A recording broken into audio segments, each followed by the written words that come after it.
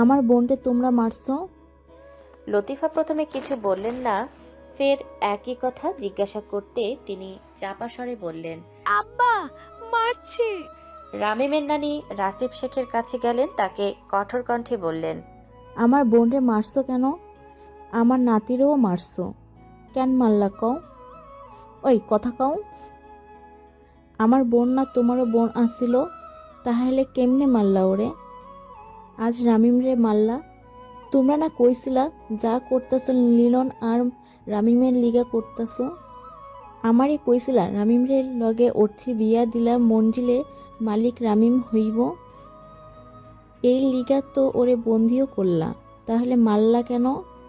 এই কথা কও, চুপ আছো কেন? রাসিব শেখের হাত অনবরত ঝাঁকাতে লাগলো রামিমের নানি। এক পর্যায়ে রাসিব শেখ রাগে রিরি করে উঠে বলে উঠল, কারণ আমি চাইনি রামিম আর বেঁচে থাক। যতদিন যেত ও ততই আমাকে আর লতিফাকে হুমকি দিত। রামিমের নানি স্বামীর কথা শুনে দু কদম পিছিয়ে গেল। রামিমের নানি বিনা রতি ছিলেন গুমোট মহিলা, কিন্তু বয়সের ভারে সেই গুমোট কেটে বাচাল পরিণত হয়, যার দরুনে তিনি স্বামী মেয়ে আর নাতিদের সব খবর জানলেও অনেক কিছু তার এখনো অজানা। বকুল রানী ছোট বোন হিসাবে আদরের ছিল, কিন্তু কোনো এক দিক থেকে সে বোনের সাথে কখনো ফ্রি হতে পারেনি। রামিম আপন নাতি না হলেও নিজেরই তো। সে কখনো রামিম আর লিওনকে আলাদা করেননি। লিওন যখন জন্ম হয় তখন লতিফা বেগমের স্বামী রোড অ্যাক্সিডেন্টে মারা যায়। এতে লতিফা বেগমের শ্বশুর বাড়ির সবাই কুসংস্কারে আচ্ছন্ন হয়ে ছেলেসহ লতিফাকে বের করে দেয়। লতিফা বেগম রাগে দুঃখে ছেলে মেয়ে মারতে চাইলেই তার চাচাতো দেবর লিওনের দায়িত্ব নেন। তখন লতিফা বেগম বাবার বাড়ি চলে আসে। আহসান মঞ্জিলে বলেন মৃত ছেলে হয়েছে তার। মূলত ছেলেকে তিনি পরিচয় দিতে চাননি।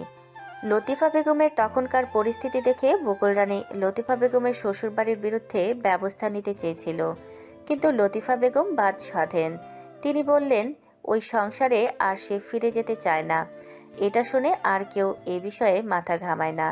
রাসিব শেখ আর বিনারতি সবটা তখন না জানলেও পরে জানতে পারে লতিফা বেগমের ছটফটানি দেখে।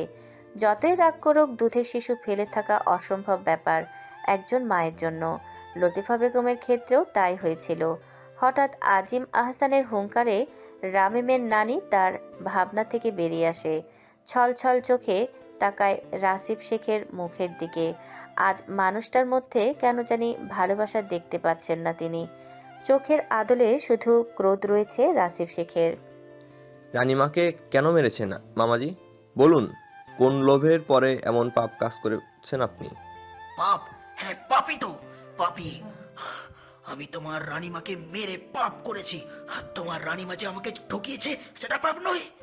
আমাকে তার দারোয়ান বানিয়েছে, কুলি বানিয়েছে, এত এত সাহায্য করতাম তাকে বোন ভেবে, অথচ সে আমাকে ভাই না ভেবে উত্তর পাশের জমিটা দিবে বলেও না দিল না। কেন? আপন ভাই না বলে? স্বার্থপর, সবাই স্বার্থপর, এই দুনিয়া স্বার্থপর। আপনি জানতেন রানীমা কেন জমিটা আপনাকে দিতে চাননি? আপনি চাইলে তো অন্য জমিও নিতে পারতেন। রাসিব শেখ তাচ্ছিল্য হেসে বলল, শোনো, আপন কে হলেও সহজেই এমন স্বপ্ন আশা বদলে ফেলতো সে। হ্যাঁ, তাছাড়া স্কুল বানানোর জন্য অন্য জমিও আছে, ওটাই কেন? আমি চেয়েছিলাম তাই। আপনি শুধু এই জমিটার জন্য দিদার জীবন নিলেন? আমি এত বোকা শুধু এই জমির জন্য ছাড় পোকা মেরে হাত গন্ধ করবো? হ্যাঁ, কথার মাঝে অহনীপ ফোড়ন কেটে ব্যঙ্গ করে বলল, উনি তো খুব বুদ্ধিমান, তাই শুধু জমি না, পুরো আহসান মঞ্জিলের জন্য দিদাকে মেরেছেন। তবে এই মাস্টারমাইন্ড প্ল্যানটা ছিল লিওনের। রাইট রাসিব শেখ? রাসিব শেখ আর চোখে অহনীপের দিকে তাকালো। তার এতক্ষণে বোঝা হয়ে গেছে আজ আর বাঁচার উপায় নেই। এই ছেলে যে আটঘাট বেঁধে মাঠে নামছে তা কথার ঝাঁজ দেখেই বোঝা যাচ্ছে। ভুল করেছে অহনীপের বিষয়ে পুরো খোঁজ খবর না নিয়ে। পুরো খেলাটাই এই ছেলে পাল্টে দিয়েছে। আমাকে চিনতে হলে আপনাকে আরো দুবার জন্ম নিতে হবে রাসিব শেখ। অহনীপের কথায় চমকিত দৃষ্টিতে তাকালেন তিনি। তখন অহনীপ বাঁকা হেসে বলল, থাক, আপনাকে আর কষ্ট করে কিছু বলতে হবে না, সবটা এখন আমি ক্লিয়ার করছি। আসলে আমার হাতে সময় কম, অফিস আদালত ফেলে 6 দিন শ্বশুরবাড়ি পড়ে আছে, আর একদিন থাকলে শ্বশুর আমায় ঝাঁটা মেরে বিদায় করবে, সে সাথে অফিস আদালতে গোল্লায় যাবে। বলেই পূর্ণ দৃষ্টি আকর্ষণ করলো আজিম আহসানের দিকে। আজিম আহসান অহনিবের তাকানো দেখে থতমত খেলেন। ভেবে পান না তিনি এমন পরিস্থিতিতে এই ছেলে ঠাট্টা স্বরূপ কথা বলে কিভাবে। লাস্ট 2 দিন বা একদিন তিনি একটু কড়া কথা বলেছেন অহনিবের সাথে, তাই বলে মেয়ে জামাইকে তিনি ঝাঁটা মেরে বিদায় করবে এমনটা সম্ভব? এদিকে বর্ণ অহনিবের কথা শুনে ঠোঁট চেপে হাসি আটকাতে রাখলো। সে কোনোভাবেই চাইছে না ভুল সময়ে ভুল জিনিসের এন্ট্রি দিতে। অহনিব এবার সিরিয়াস মুখে বলল, রাসিফ শেখ উত্তরে জমি না পেয়ে দিদার কাছে প্রস্তাব রাখে হাসান মঞ্জিলের অর্ধেক অংশ তার নামে দিতে, যেটা শুনে দিদা ভীষণ অবাক হন। শান্তভাবে ওনাকে বোঝায় উত্তর পাশের জমি থেকেও ভালো আর বেশি জমি তাকে দেওয়া হবে, কিন্তু রাসিফ শেখ নারাজ। তিনি ক্ষিপ্ত হয়ে বলেন উত্তর পাশের জমি না দিলে তিনি আদায় করে নেবেন। দিদা রাসিফ শেখকে নিয়ে চিন্তিত হয়ে পড়েন। এই ঘটনা অর্থের সাথে রামিমের বিয়ের প্রস্তাব রাখার কিছুদিন পর দিদা জানতে পারে অনাথ আশ্রমে যে টাকা পাঠানো হয় সেই সম্পূর্ণ টাকাটা অনাথ আশ্রমের হেড পায় না। ভালো মতো খোঁজ নিয়ে জানতে পারে প্রায় সমস্ত খাত থেকে মোটা অঙ্কের টাকা সরানো হয়, আর এই কাজটা করেছেন রাসিফ শেখ। দিদা নীরব দুশ্চিন্তায় কাতর হয়ে যান। বিশ্বস্ত মানুষের হঠাৎ এমন পরিবর্তন খুবই যন্ত্রণাদায়ক। এই যন্ত্রণা থেকে দিদা মুক্তি পেতে রাসিফ শেখের সাথে খোলাখুলি কথা বলেন, কিন্তু তিনি সেখানে রাসিফ শেখের নতুন রূপ দেখেন, যে রূপে বোনের প্রতি ভাইয়ের কোনো মায়া মমতা ছিল না। নীরবে অগোচরে দুজনে কথা কাটাকাটি হয়। তবে উনি বড় ধাক্কাটা খেলেন মৃত্যুর একদিন আগে, যেখানে তিনি জানতে পারেন রাসিফ শেখ আর লতিফা বেগমের মূল প্ল্যান আর লিওন সম্পর্কে। রামি মোড় থেকে বিয়ে করতে চাইছে লতিফা বেগমের কথায়। এটা শুনে দিদা ভয়ে আতঙ্কে ওঠে। তবে তিনি এটাও শিওর হয়েছিলেন রামিম লিওন সম্পর্কে অজ্ঞাত ছিল, যার দরুনে বোকা ছেলে মায়ের কথায় নাচছে। অর্থাৎ রামিম রাসিফ শেখের শুধুমাত্র দাবার গুটি ছিল। অনেক ভেবে দিদা সিদ্ধান্ত নেয় আজিম আহসান আতিফ হাসানকে এ বিষয়ে জানাবেন। কীভাবে বলবে, কি করবে, নীরবে ভাবতে লাগলেন। কিন্তু সে ভাবনা শেষ হবার আগেই রাসিফ শেখ নতুন প্ল্যান করে। আর প্ল্যান সাকসেস করার জন্য দিদাকে নীলকুঠিতে যেতে হতো। ওনাদের প্ল্যান মাফিক সেদিন রাতে দিদা নীলকুঠিতে গেলেও ঝামেলা পাকে অর্থিকা, কারণ তাদের ভাবনা ছিল না সেদিন রাতে অর্থিকাও চলে যাবে কুঠিতে। শেষে না পেরে অর্থিকাকে ঘুমের ইঞ্জেকশন পুশ করে দিদার মতো। দিদার মৃত্যুটা আত্মহত্যা বলে চালাবে বলে ঘুমের ইঞ্জেকশন পুশ করে শক্তপোক্ত বাঁধনে ঝুলিয়ে দেয়। সেদিন রাতে কুঠিতে উপস্থিত ছিল 3 জন, রাসিফ শেখ, লতিফা বেগম এবং লিওন ইসলাম। ঠিক বলেছি না? শেষ কথাটা অহনিব লতিফা বেগমকে উদ্দেশ্য করে বলল, কিন্তু লতিফা বেগম কোনো উত্তর দিল না। তিনি এখন অতীতের হিসাব মিলাতে ব্যস্ত। অহনিবের কথা শুনে উপস্থিতি সবার চোখ দিয়ে নীরবে অশ্রু ঝরছে। শুধু অর্থি শক্ত পাথরের ন্যায় দাঁড়িয়ে আছে। অহনিব বড় একটা দম নিয়ে বলল, 5 দিন আগে নীলকুঠিতে অর্থিকা দিদার রুমে যে ঝুলন্ত কাউকে দেখেছিল সেটা কোনো কাল্পনিক নয়। এবার আরিশা কান্নামাখা গলায় বলল, তাহলে কি ওটা নানুর ভূত ছিল? অহনিব একটু হাসলো আরিশার বাচ্চামো কথা শুনে। না, ওটা লতিফা বেগম ছিল। এটা ওদের একটা প্ল্যান ছিল অর্থিকাকে দুর্বল করার জন্য। আতিফ হাসান অহনিবকে প্রশ্ন করলো। তুমি এত কিছু কিভাবে জানলে? অহনিব স্বাভাবিকভাবেই উত্তর দিল, লিওন বলেছে। লিওন বলেছে মানে? লিওন তো দেশের বাইরে, তাহলে অহনিব লিওনের নাগাল পেল কিভাবে? ভাবতেই লতিফা বেগমের মাথা খারাপ হবার রাস্তায়। সেই সময় সদর দরজা দিয়ে কয়েকজন পুলিশ একজন যুবককে নিয়ে বসার কক্ষে প্রবেশ করে। মা, লতিফা বেগম অহনিবকে কিছু বলার জন্য হাঁ করতেই অস্পষ্ট স্বর কানে আসতে থেমে গেলেন তিনি। তড়িৎ গতিতে পেছনে তাকিয়ে দেখে তার নিজ ছেলে দাঁড়িয়ে আছে। শুধু লতিফা বেগম নয়, উপস্থিতি সবাই সেই যুবকের দিকে দৃষ্টি নিবদ্ধ করে। শ্যামলা বর্ণের উঁচা লম্বা এক যুবক দাঁড়িয়ে আছে, তার হাতে পায়ে অসংখ্য মারের দাগও রয়েছে। লতিফা বেগম কলিজার টুকরা ছেলের এই দশা দেখে হাউমাউ করে কান্না করে দেন। মা ছেলের অস্থিরতা দেখেই সবাই বুঝে ফেলে এটাই লতিফা বেগমের ছেলে লিওন। লতিফা বেগম ছুটে গেলেন ছেলের কাছে, কেউ বাধা দিল না তাদের। রামিমের নানিও কান্না করছে, তবে লিওনের জন্য না, রামিমের জন্য। এক নাতির শোকে সে অন্য নাতিকে আদর করতে ব্যর্থ হলেন। 5 বছর পর দেশে এসেছে লিওন, তবুও তিনি সে নাতির দিকে চোখ তুলে তাকালেন না। বাড়ির অন্য সব সদস্য লিওনকে শুধু একটু দেখল আর তাকালো না তার দিকে। আজিম আহসান গম্ভীর মুখে বলল, রামিমের জানাজার ব্যবস্থা করতে হবে, এখন এ জায়গা খালি চাই। ভাইয়ের কথা আতিফ হাসান বুঝতে পেরে অনেককে বলল, রামিমের লাশ বের করা হয়েছে? হ্যাঁ বাবা। লিওনকে গতকাল রাতে এয়ারপোর্ট থেকে আদিল আর অহনিবের গার্ডসরা কিডন্যাপ করে।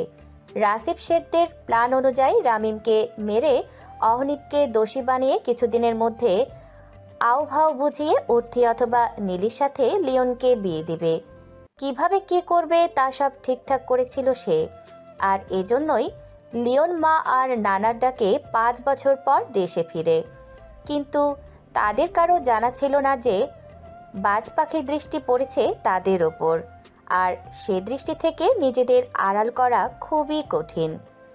অহনিব যেদিন রাতে প্রথম রাসিফ শেখের সাথে একান্তে কথা বলতে নীলকুঠিতে যায়, সেদিন অহনিব স্বাভাবিকভাবেই গিয়েছিল, কিন্তু রাসিফ শেখ স্বাভাবিক ছিল না। কেমন যেন খুঁটিয়ে খুঁটিয়ে দেখে অহনিবকে, আর তার কথাগুলো ছিল গভীর কিছু খোঁজার টোপ। অহনিব বিষয়টা বুঝতে পেরে একদম সহজ সরলভাবে কথা বলে রাসিফ শেখের সাথে, যাতে রাসিফ শেখ অহনিবকে সহজভাবে নেয়। সেদিন রাসিফ শেখ অহনিবকে সহজভাবে নিয়েছিল বলেই অহনিব কৌশলে রাসিফ শেখের পেছনে গুপ্তচর লাগিয়ে নারী নক্ষত্র টেনে বের করে। তবে অহনিবের একটা বিষয় এখনও অজানা, সেদিন আতিফ হাসান কেন তার পিছন নিয়েছিল। কারণ সেদিন রাতে পাওয়া হাতঘড়িটা যে আতিফ হাসানের তা অর্থী শিওর দিয়েছিল। অনিব রামিমের লাশ নিয়ে গিয়েছে।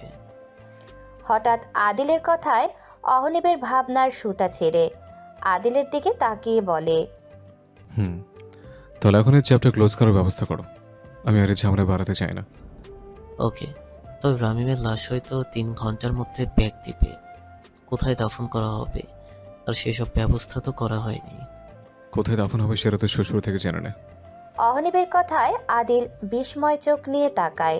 অহনিব সে চোখকে পাত্তা না দিয়ে বলে, এখন প্রশ্ন করিস না কেন? কথা বললাম, তুই দুধের পাচ্ছে না যে কিছু বুঝিস না।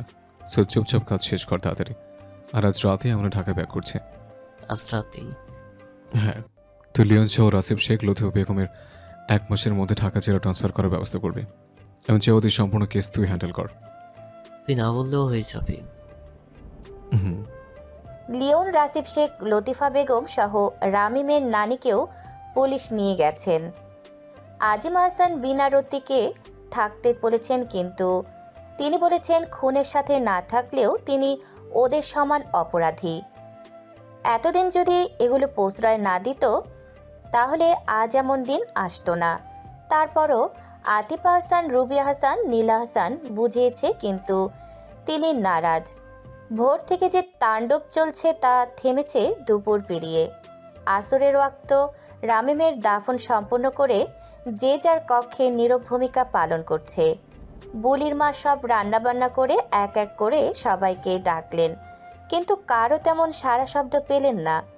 শেষে না পেরে ফয়সাল খান আর রীতা খান গিয়ে বড়দেরকে বাহিরে আনলে তারপর বাকি ছেলে মেয়েদের আদেশ করলেন এসে খেয়ে নিতে।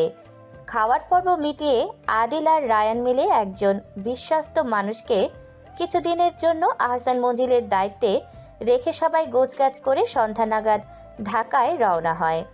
2টো মিনি বাস নিয়েছিল, একটায় বড়রা আর একটায় ছোটরা। তবে সিজিয়াকে রীতা খান তার সাথে নিয়েছেন। সিজিয়াও বিনা বাক্যে রীতা খানের সঙ্গে যেতে রাজি হয়েছে।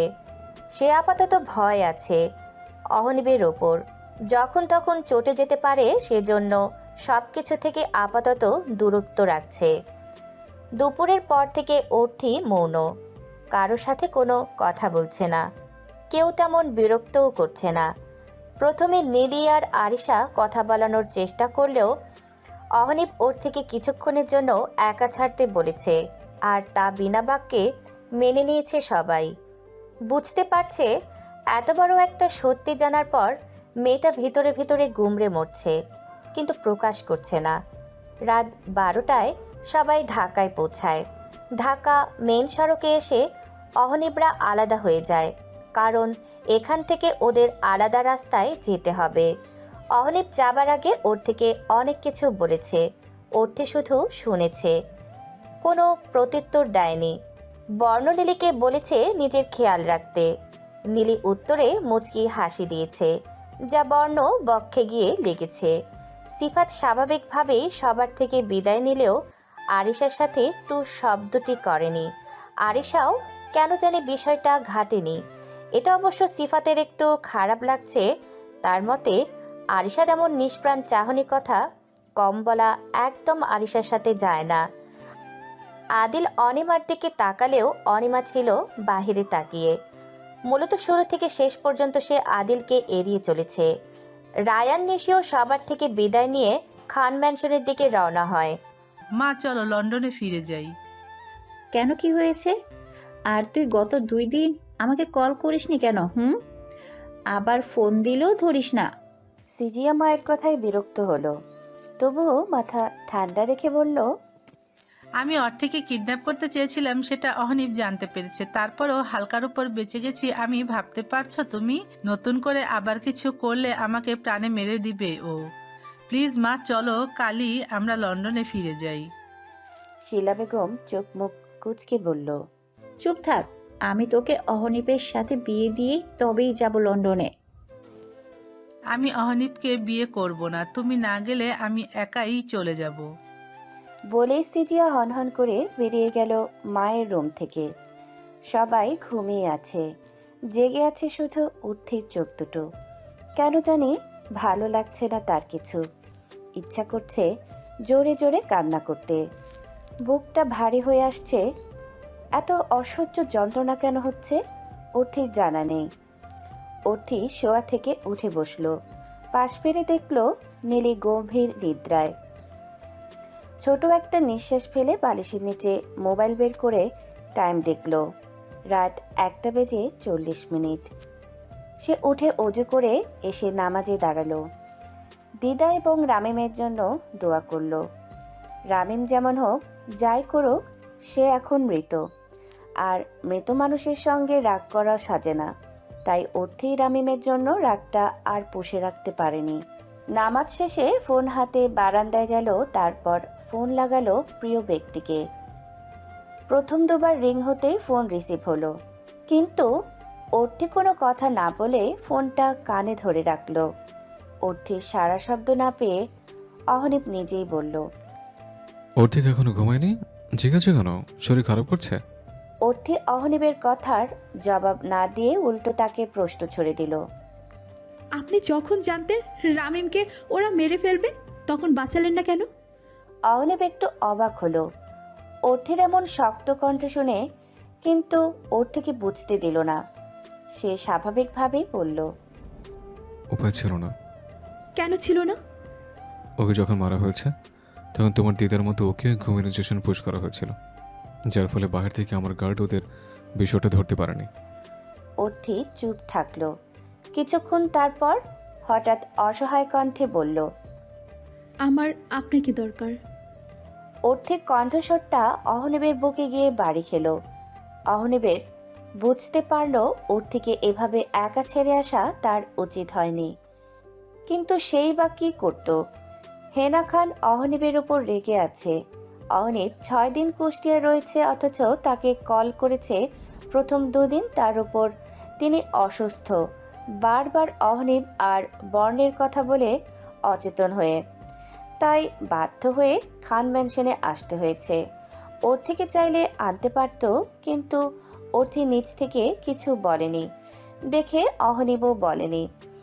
এখন মনে হচ্ছে সাথে করে আনা ঠিক ছিল। প্লিজ আসুন, আমার ভালো লাগছে না কিছু।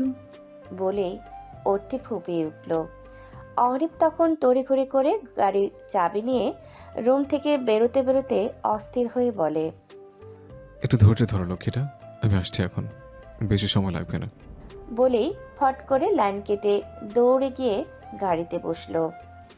নীলি ওয়াশরুমে যাওয়ার জন্য উঠেছিল। বারান্দা থেকে অর্থির কথা শুনে বুঝতে পারল অহনিব আসছে।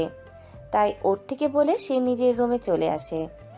ঘণ্টাখানেকের মধ্যে অহনিব এলো। অর্থি নেজে গিয়ে দরজা খুলে দিল। অহনিব মুচকি হেসে অর্ধাঙ্গিনীর ললাটে অধর চুম্বন করল। অর্থি পরম আবেশে চোখ বন্ধ করে রইল। তারপর নিজ উদ্যোগে প্রাণপ্রিয় স্বামীকে জড়িয়ে ধরিয়ে ফুপিয়ে কান্না করে দিল। অহনিবের হাসি প্রশস্ত হলো, কারণ অর্থি যে তার বুকে মাথা রেখে কান্না করার জন্য এত রাতে জরুরি তলব করছে সে বেশ বুঝতে পেরেছে। কিন্তু অর্থির কান্নার শব্দ এই নিস্তব্ধ রাতে দেয়ালে দেয়ালে বাড়ি খাচ্ছে। যদি কেউ ঘুম থেকে উঠে পড়ে তাহলে লজ্জার শেষ থাকবে না। যদিও অহনিব এগুলো পরোয়া করে না, কিন্তু অর্থি নিজেই লজ্জা পাবে। তাই কান্নার শব্দ আরও বাড়ার আগেই দরজাটা লক করে ওর থেকে কোলে তুলে রুমের দিকে হাঁটা ধরল। সময় ও স্রোত কারোর জন্য অপেক্ষা করে না, তারা চলে নিজ গতিতে। দেখতে দেখতে 3 দিন কেটে গেল। সব কিছু আগের মতো স্বাভাবিক না হলেও কিছুটা উন্নত হয়েছে। গতকাল আতিফা বেগম এসে মেয়ে আরিশাকে নিয়ে গিয়েছে। বাড়ির কর্তারা কাজে ফিরেছে। অহনিবের সেদিন রাতটুকু থেকে সকালে চলে গেছে। অর্থি নিজেকে স্বাভাবিক রাখার যথেষ্ট চেষ্টা করেছে। এদিকে অহনিব দফায় দফায় কল করে অর্থির খবর নেয়। এখন আজকে অর্থি নীল ভার্সিটিতে যাবে। অনেক বলেছে ওদের নামিয়ে দিয়ে তারপর সে অফিসে যাবে। অর্থি ভার্সিটির জন্য রেডি হয়ে নিচে নামছিল, তবে সিঁড়ির কাছে এসেই থেমে যায় বাবা আতিফ হাসানের কথা শুনে। ওয়ানি, তুমি এখনো বাচ্চা নাও যে জেদ ধরে বসে থাকবে। অনিমা বাবা আর বড় বাবার সামনে মাথা নত করে বসে আছে। বিয়ে করতে সমস্যা কোথায় তোমার? ছেলে ভালো, দেখতে ভালো, পরিবার ভালো, এছাড়া ছেলে ভালো জবও করে। অনিমা কাঁপা কাঁপা কণ্ঠে বলল, বাবা, আমি এখন বিয়ে করতে চাইছি না। বারবার কেন এক কথা বলো তুমি? তুমি জানো তোমাদের জন্য অনেক বিয়ে করছে না। তার কথা 4 বোনকে সুপাত্রে হাতে দিয়ে তবে সে বিয়ে করবে। নিশির বিয়ের পরেই তোমার বিয়ের কথা ভেবেছিলাম, যদিও এর মধ্যে অর্থের বিয়েটা অনাকাঙ্ক্ষিত। নিশির বিয়ের মধ্যে পাত্রের খোঁজও পেয়েছিলাম, ভেবেছিলাম 1-2 মাস খোঁজ খবর নিয়ে তোমাকে জানাবো। তার মধ্যে কুষ্টে যেতে হলো। তখন তো লতিফ থাম, ওসব কথা টেনে লাভ কি এখন? ভাইয়ের আদেশে আতিফ হাসান থেমে গেল। আজিম হাসান অনিমার দিকে তাকিয়ে নরম সুরে বলল, ছেলেটা খুব ভালো মা, তুমি না হয় একবার দেখে কথা বলে সিদ্ধান্ত নাও। অনিমা কি বলবে বুঝতে পারছিল না। দু চোখে কষ্ট এসে ভিড় জমিয়েছে। বুকের মধ্যে চেপে রাখা ইচ্ছে, আশা, ভালোবাসাগুলো হাতুড়ি পিঠাচ্ছে। কিভাবে বলবে সে অন্য একজনকে ভালোবাসে? তাকে ছাড়া অন্য কেউকে বিয়ে করা তার পক্ষে সম্ভব না। ভালোবাসার মানুষটাকেও তো বিয়ে করতে পারবে না অনিমা। যদিও আদিল খুব চেষ্টা করেছে অনিমাকে মানানোর, কিন্তু অনিমা তার সিদ্ধান্তে অনড়।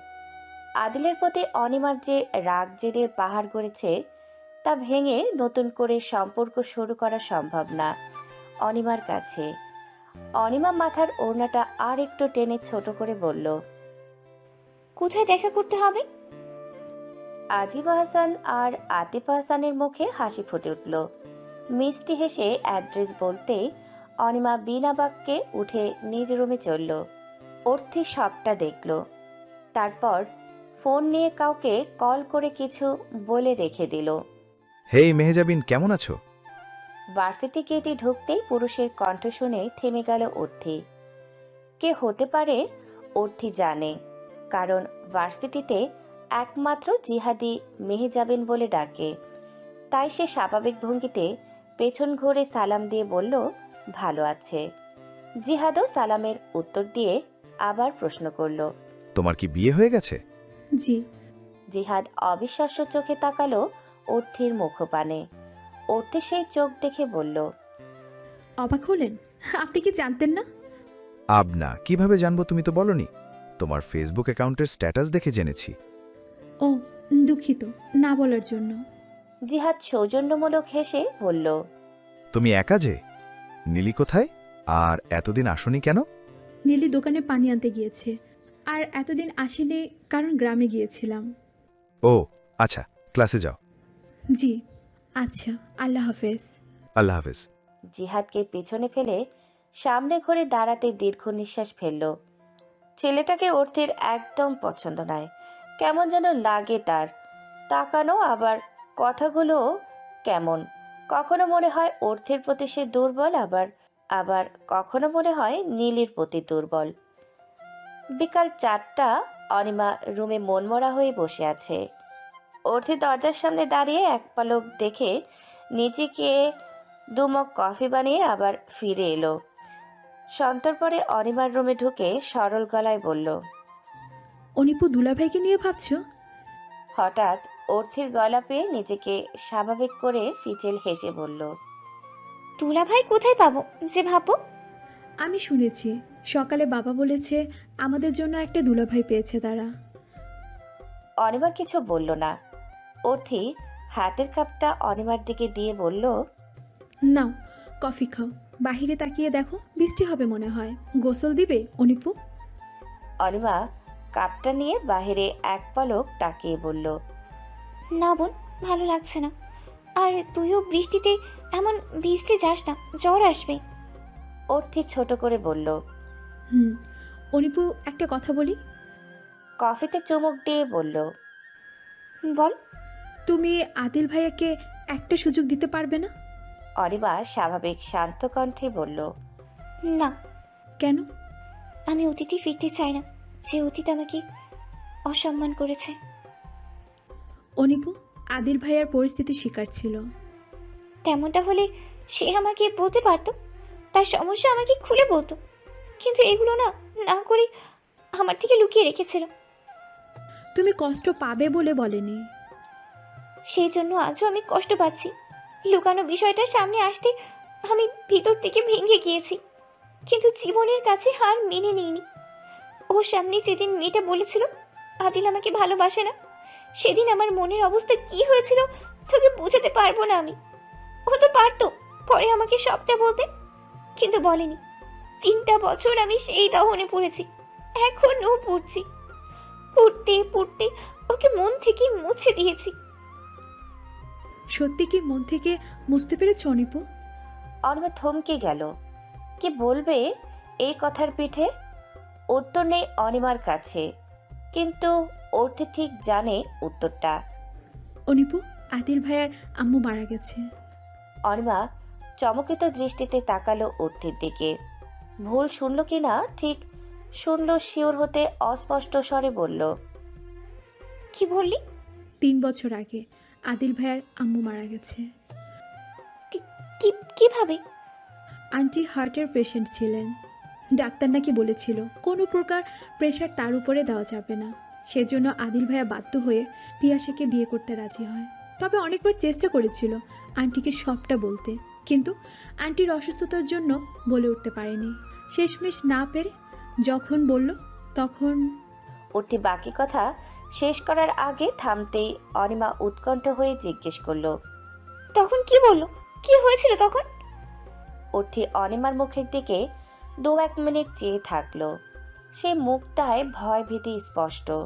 অর্থি ছোট্ট একটা নিঃশ্বাস ফেলে বলল, বলেছিল পিয়াসাকে বিয়ে করতে পারবে না, সে তোমাকে ভালোবাসে। এটা শোনা মাত্রই আন্টি আরও গুরুতর অসুস্থ হয়ে পড়ে। মেডিকেলে ভর্তি করার পর তৎক্ষণাৎ 5 দিন মেডিকেলে থাকার পরে তিনি মারা যান।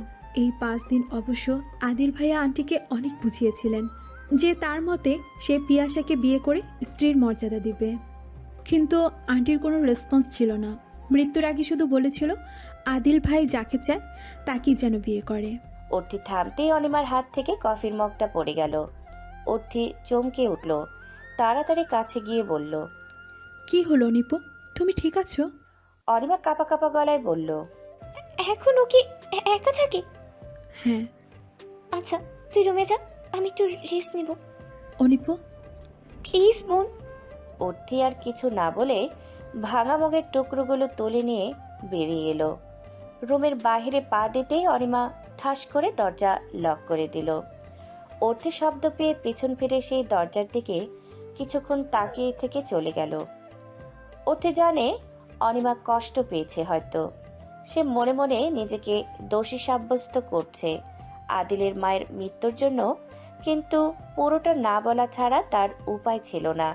সবটা না শুনলে সে আদিলকে ভুল বুঝিয়ে যেত, যার ফলে দুটো জীবন নষ্ট হতো। একদিন রাতে আদিল অর্থিকে কল করে।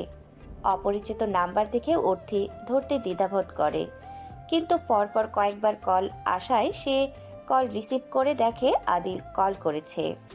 তারপর অর্থি আর নীলি ভার্সিটির ফাঁকি দিয়ে আদিলের সঙ্গে রেস্টুরেন্টে দেখা করে।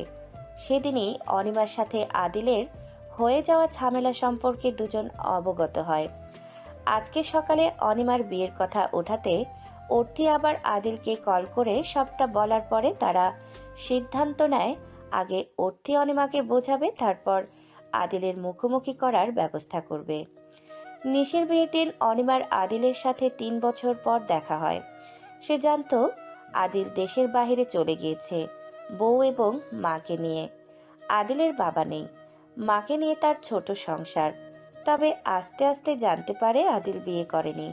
তাছাড়া সে 1 বছর আগে পুলিশে জয়েন করেছে। নতুন চাকরি সূত্রে দেশের বাইরে যেতে হয়েছিল ট্রেনিংয়ের জন্য। অনিমা এটাও জানতো আদিল তাকে সত্যি সত্যি ভালোবাসতো, কিন্তু কোনো একটা কারণে ফ্যামিলিতে তার ভালোবাসার কথা জানাতে পারেনি। অনিমার ক্ষোভ ছিল আদিল তাকে কেন সমস্যার কথা বলবে না। বললে তো সে আর বাধা হয়ে দাঁড়াতো না তার ফ্যামিলির আর তার মধ্যে। অনিমা সেই অভিমানের জন্যই আদিলকে বারবার ফিরিয়ে দিচ্ছে, কিন্তু এখন অর্থের কথা শুনে অনিমা নিজেকে ঠিক রাখতে পারল না। শক্তপোক্ত খোলস ছেড়ে হাউমাউ করে কান্না করে দিল। নীলি পড়ার টেবিলে বসে ফোন স্ক্রল করছে। ঠিক সে সময় কাতুকুতু জঙ্গি বাহিনী গ্রুপ থেকে নোটিফিকেশন আসলো সারা মেসেজ দিয়েছে। গ্রুপে ঢুকে দেখে সারা নীলিকে মেনশন দিয়ে বলছে, নীলি আপু, তোমাদের কারো কাছে কি আমার নীল কালার টপসটা আছে? নীলি বলল, তোমার নীল কালার টপস আমাদের কাছে কেন থাকবে? আমার ফেভারিট নীল কালার টপসটা পাচ্ছি না, ভেবেছিলাম তোমাদের কারো ব্যাগে থাকতে পারে। না বোন, আমার কাছে তো নেই। ও। ঠিক সেই সময় গ্রুপে এলো বর্ণ। মেসেজগুলো পড়ে সারাকে মেনশন করে বলল, পাগলিদের সাথে থাকতে থাকতে কি পাগলি হয়ে গেলি নাকি? তোর নীল কালার টপস আমার ব্যাগের মধ্যে কি করে এলো? বর্ণর মেসেজ দেখে নীলির আর বুঝতে বাকি রইল না সে কাকে মিন করে পাগলি বলছে। তাই বর্ণের মেসেজে একটা অ্যাংরি রিয়েক্ট দিল। তখন সারা বলল, ভাইয়া, তোমার কাছে আমার টপস কিভাবে গেল? তুমি কি লুকিয়ে লুকিয়ে এখন মেয়েদের জামা পরো? সারার মেসেজ দেখে নীলি হাহা ইমোজি দিল। সাইরু, মার খেতে না চাইলে উল্টো পাল্টা কিছু বলবি না। যাহ বাবা, আমি আবার উল্টাপাল্টা কোথায় বললাম? আমার জামা তোমার ব্যাগে কেন গেল সেটাই তো জিজ্ঞেস করলাম। হয়তো গার্লফ্রেন্ডকে গিফট করবে, এই জন্যই তোমার জামা চুরি করেছে সারা। বোনের জামা চুরি করে গার্লফ্রেন্ডকে কেন গিফট করতে যাব? দরকার পড়লে গার্লফ্রেন্ডকে পুরো মার্কেট তুলে এনে দিব। নীলির কথার উত্তরে ভেঙচি ইমোজি দিল। তখন সারা বলল, তোমরা এখন আবার ঝগড়া শুরু করো না প্লিজ। ভাইয়া, সত্যি আমার টপস তোমার কাছে আছে? হ্যাঁ আছে, কিন্তু তোকে এখন দিব না। প্লিজ ভাইয়া, ওটা আমার অনেক পছন্দের টপস, এভাবে বলো না। তখন আরিশা এসে বলল, তোমরা এত অলস কেন? এক বাড়িতে থেকে মেসেঞ্জারে কথা বলছো? আর সারা, তুই এত বোকা? তোর টপস বর্ণ ভাইয়ের কাছে কিভাবে যাবে? ওটা আমার কাছে। কি বলিস? আমি ভেবেছিলাম তোকে জিজ্ঞেস করব, কিন্তু এই 3 দিনে তুই পেলে তো অবশ্যই আমাকে বলতিস, তাই ভেবেছি তোর কাছে নেই। কাল রাতে পেয়েছি, তাই বলা হয়নি। আচ্ছা, এই আরু, বললি যে কাল একটা ছেলে তোকে কলেজে প্রপোজ করেছে, তুই কি অ্যাকসেপ্ট করেছিস? মেসেজটা আর সবাই সিন না করলেও বর্ণ আর সিফাত সিন করেছে। ওরা সিন করার সাথে সাথে সারা মেসেজটা আনসেন্ড করে দেয়। তখন আরিশা এসে বলল, কি আনসেন্ড করলি? সারা বলল, ইনবক্সে আয়। ব্যাস, ইনবক্সে আই বলতে দেরি, কিন্তু ঝড়ের বেগে সিফাতের সারার রুমে আসতে দেরি হলো না। সারা বিছানায় উপর হয়ে শুয়ে ফোনের দিকে তাকিয়ে মিটমিট হাসছে। ওর পিছনে যে সিফাত দাঁড়িয়ে সে খেয়াল নেই ওর। আরিশাকে কে প্রপোজ করেছে? হঠাৎ সিফাতের কণ্ঠ পেয়ে ধর পড়িয়ে উঠে বসে বুকে থুতু দিয়ে তীক্ষ্ণ মেজাজ দেখিয়ে বলল, ভাইয়া এভাবে কেউ ভয় পাইয়ে দেয়? জানো আমি কত ভয় পেয়েছি? সিফাত সারার কথায় কান্না দিয়ে আবার বলল, বল আরিশাকে কে প্রপোজ করেছে? সারা অবাক হবার ভান করে বলল, এটা তুমি কিভাবে জানলে? যা জিজ্ঞাসা করছি শুধু সেটার অ্যান্সার দিবি। ওই তোর কলেজের একটা ছেলে, জানো ছেলেটা অনেক সুন্দর, নাম নাকি রিয়াজ। আরিশাকে নায়ক রিয়াজ বলে ডাকে। বলেই মিটিমিটি হাসতে লাগলো। সিফাত রাগে কটমট দৃষ্টিতে তাকিয়ে বলল, নায়ক রিয়াজ তাই না? বের করছে ওর নায়ক রিয়াজকে আমি। বলেই হন হন করে বেরিয়ে গেল সারার রুম থেকে। দরজার কাছে বর্ণ দাঁড়িয়েছিল। সিফাত বর্ণকে দেখেও ডোন্ট কেয়ার ভাব নিয়ে চলে গেল। বর্ণ মেসেজটা দেখেই ভেবেছিল সিফাত সারার রুমে আসবে। এই বিষয়ে তদন্ত করতে তাই বর্ণ সারার রুমে আসে। আর এসে দেখে তার ভাবনা 100% সত্যি হয়েছে। বর্তমান বর্ণ ড্যাব ড্যাব করে তাকিয়ে আছে সিফাতের যাওয়ার দিকে। তখন সারা হাসি হাসি মুখ করে বলল, সিফু ভাইয়া সিরিয়াস প্রেমে পড়েছে, বুঝলি বনু ভাইয়া? সারা প্রথম কথা শুনে খুশি হলেও নিজের নিকনেম শুনে চোখ মুখ কুচকে বলল, ইদানিং আমার নাম নিয়ে তুইও হেলাফেলা শুরু করেছিস।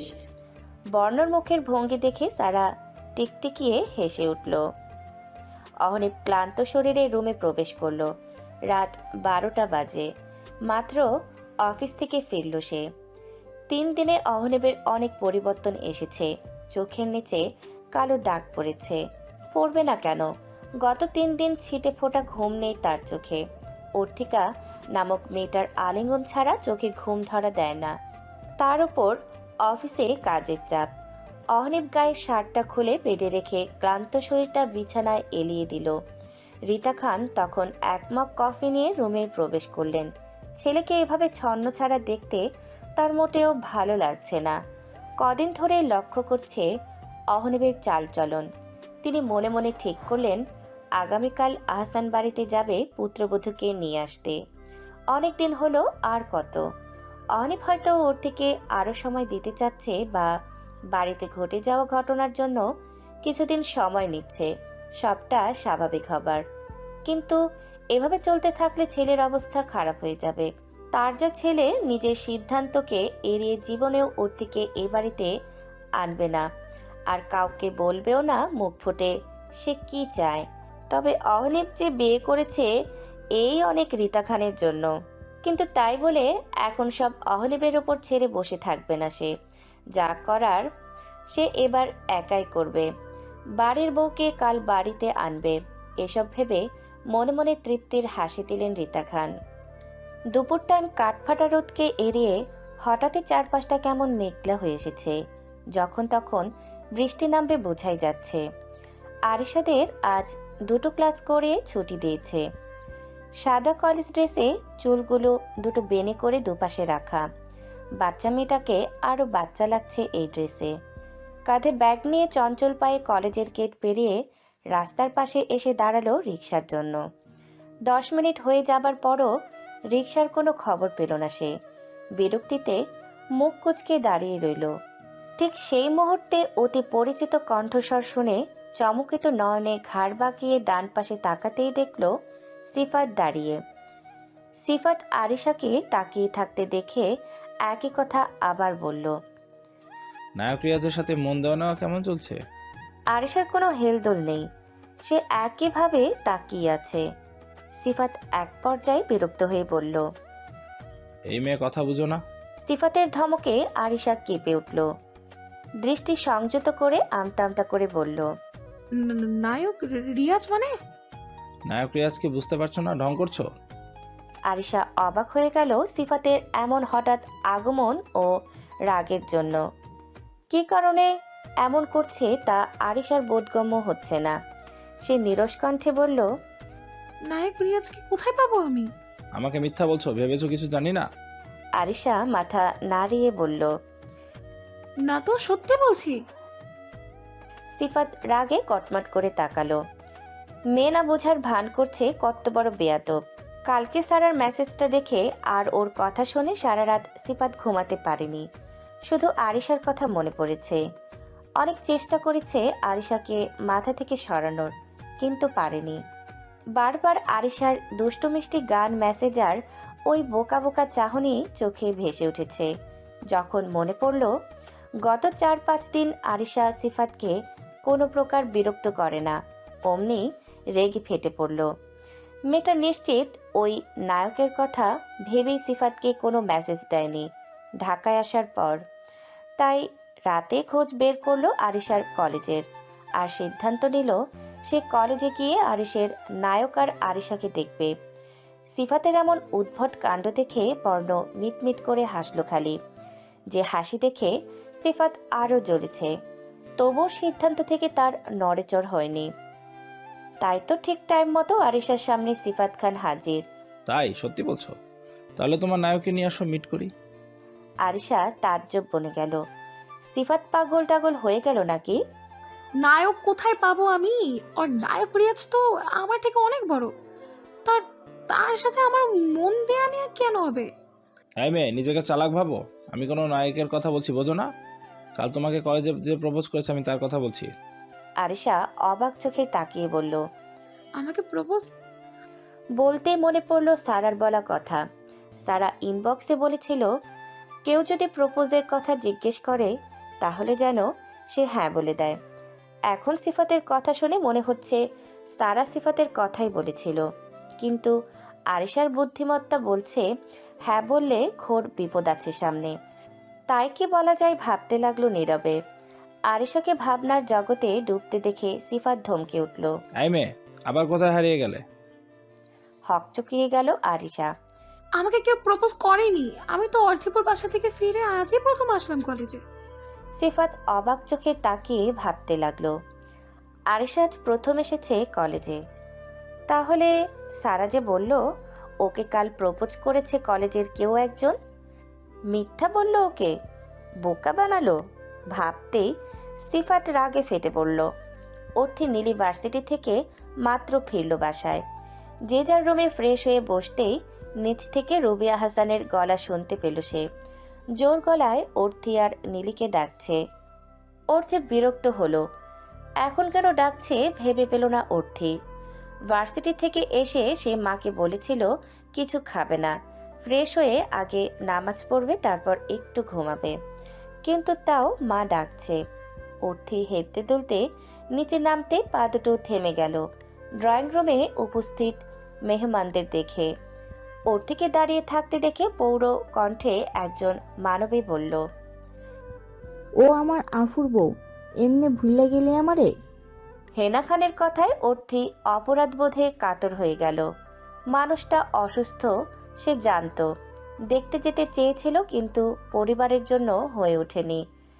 কারণ আজিম আহসান বলেছিল হাতের কাজ কিছুটা গুছিয়ে সবাই মিলে একসাথে খান ম্যানশনে যাবে তাকে দেখতে, কিন্তু তার আগেই হেনা খান আহসান বাড়িতে আসবে অর্থি ভাবতেও পারেনি। অর্থি দুঃখী দুঃখী মুখ নিয়ে এগিয়ে গেল। সোফায় বসা রিতা খান, সায়রা খান, হেনা খান, রায়ান আর নিশি। নিশি অবশ্য বসে নেই, সে নীলা হাসানের সাথে রান্নাঘরে কাজ করছে, আর একটু পরপর ড্রয়িং রুমে উকিঝুঁকি মেরে মুচকি মুচকি হাসছে। নিশির হাসিটা অর্থির বোধগম্য হলো না, তাই সেদিকে পাত্তা না দিয়ে সবাইকে সালাম দিল সে। তখন হেনা খান আবার বলল, তুই সেমরি ভালো না, আমারে দেখবার গেলি না? দেখ অসুস্থ হয়ে আমি আসলাম তোরে দেখতে। দাদুমণি, আমি খুবই দুঃখিত। একা যাওয়া আমার পক্ষে সম্ভব ছিল না, তাই যেতে পারিনি। তবে খুব শীঘ্রই তোমাকে দেখতে যেতাম। তখন রুবি হাসান বলল, হ্যাঁ মামিমা, অর্থি ঠিক বলছে। আজ দুপুরেই আপনার ছেলেরা ফোন দিয়ে জানিয়েছিল আগামীকাল আপনাকে দেখতে যাবে। সব যেন গোছগাছ করে রাখি, আসলে অফিসে কাজের চাপ তো, তাই সময় হয়ে ওঠেনি। রিতা খান বললেন, সে ব্যাপার না, তা ভাইজানরা কোথায়? দেখতে পাচ্ছি না যে, অফিসে নাকি? নাস্তা হাতে নীলা হাসান ড্রয়িং রুমে আসতে আসতে বললেন, হ্যাঁ আপা অফিস আছে, তবে এখনও তো বেরিয়ে পড়ছে বাড়ির উদ্দেশ্যে। ফোন করে বললাম আপনারা আসছেন, তাই আগেই আসছে। ভালো করেছেন আপা, আমিও বলতাম ফোন করে ভাইদের আসতে বলতে। রবি হাসান বলল, কেন আপা আজ হঠাৎ তলব করছেন বিআইদের আসতে? কোনো দরকার?